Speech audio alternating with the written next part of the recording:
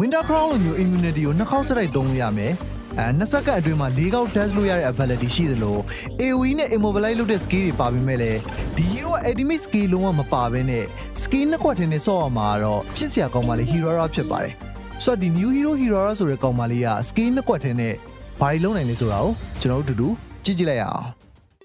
Okay ဆိုတော့ video လေးမစတင်ခင်ပြောတရားရှိတာကကျွန်တော်တင်တဲ့ video တိုင်းအောက်က comment တွေကိုဖတ်လို့ရှိသလို comment တွေကနေပြီးတော့ video တိုင်းအတွက်ဒီ weekly time back ပေးဖို့စီစဉ်နေတဲ့အတွက်ကြောင့်မလို့ကိုသိချင်တဲ့ Mobile Legends နဲ့ပတ်သက်တဲ့အကြောင်းအရာတွေကို comment ထဲမှာရေးပြီးတော့လက်မလေးတစ်ချက်နဲ့ follow and subscribe လုပ်တော့မမေ့ပါနဲ့ Okay ဆိုတော့ Hirara assassin hero တစ်ကောင်ဖြစ်ပြီးတော့ hero ရဲ့ပုံစံကတော်တော်လေး sweet ဖြစ်တယ်နောက်ပိုင်းဒီ storyline ရဆိုလို့ရှိရင်လည်း Hanabi Harabusa ဒီလို hero တွေနဲ့ပတ်သက်နေတဲ့ new hero ဖြစ်ပါတယ်ဆိုတော့ကျွန်တော် Hirara ရဲ့ passive နဲ့ skill တွေကိုကြည့်ကြည့်လိုက်ရအောင်ပထမဆုံးအနေနဲ့ Hirara မှာ skill နှစ်ခုပဲရှိတယ်ဆိုပေမဲ့ဒီ skill တွေကဒီတိုင်းသုံးလို့ရသလို skill icon ကိုနောက် skill icon ပေါ်ဆွဲပြီးတော့လည်း combo အနေနဲ့သုံးလို့ရတယ်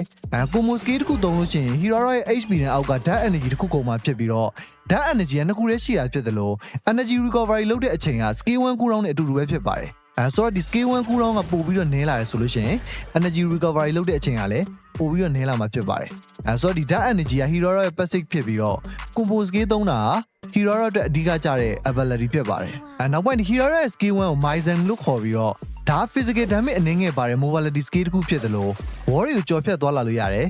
Hirara ရဲ့ shit တဲ့ကိုနှစ်ခေါက် dash တဲ့ skill ဖြစ်တဲ့အတွက်ကြောင့်မလို့ enemy စီကပြေးတာပဲဖြစ်ဖြစ်လိုက်တက်တာပဲဖြစ်ဖြစ်တော်တော်လေးအသုံးဝင်တဲ့ skill လည်းဖြစ်ပါတယ်skill 2က function area နဲ့ shit တဲ့ကိုနှစ်ခါတိတိ damage ပေးမှာဖြစ်တယ်လို့ဒါ physical damage 265အထိပဲ damage ရှိမှလည်းဖြစ်ပါတယ်combo skill တွေအနေနဲ့က skill 1 icon skill 2 icon ပေါ်တင်ပြီးတော့သုံးမယ်ဆိုလို့ရှိရင်ရှေ့ကိုတစ်ချက် dash ပြီးတော့နောက်တစ်ချက်ကဘေးပတ်ပတ်လေကို immobilizing ဖြစ်စေတဲ့ AoE damage ပေးမှလည်းဖြစ်ပါတယ်skill 2 icon skill 1 icon ပေါ်တင်ပြီးတော့ combo skill သုံးမယ်ဆိုလို့ရှိရင် Hirara အနေနဲ့ damage တိုင်းကို immune လုပ်ပေးမယ်ပုံစံပြောင်း